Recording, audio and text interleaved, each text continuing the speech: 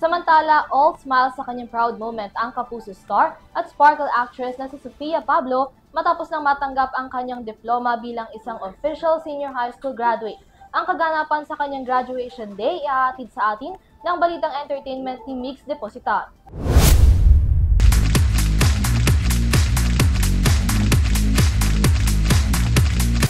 Dumako naman tayo sa mundo ng entertainment. Para sa Balitang Showbiz, busy man sa kanyang schedule bilang aktres, nagawa pa rin mapagsabay ni sparkle artist Sofia Pablo ang kanyang pag-aaral dahil nakapagtapos na ito sa senior high school na kumuha ng ABM strand. Ang litrato ng kanyang pagkatapos, proud niyang finlex online habang suot niya ang kulay asul na toga sa katatapos lang na graduation ceremony nito sa UST Angelicum College Senior High School Program sa ilalim ng Accountancy, Business and Management strand.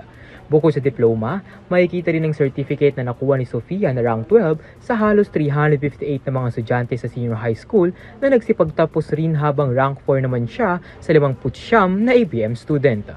Samantala, pinasalamatan naman ito sa kanyang Instagram post ang kanyang alma mater, mga professor, magulang at mga taong tumulong at sumuporta sa kanya sa halos 2 taon niyang pag-aaral na sabay niyang binabalanse kasabay ng pagkatrabaho bilang artista.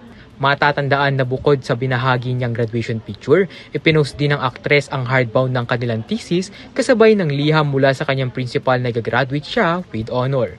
Matatanda ang ilan sa mga pinagbidahan ng aktres na teleserye sa telebisyon, ang Prima Donnas, habang sa kasulukuyan siya ang lead role sa Afternoon Prime na prinsesa ng City Jail. At iyan ang ating Balitang Showbiz. Ako si Mix Depositar. Balik sa iyo, Mia.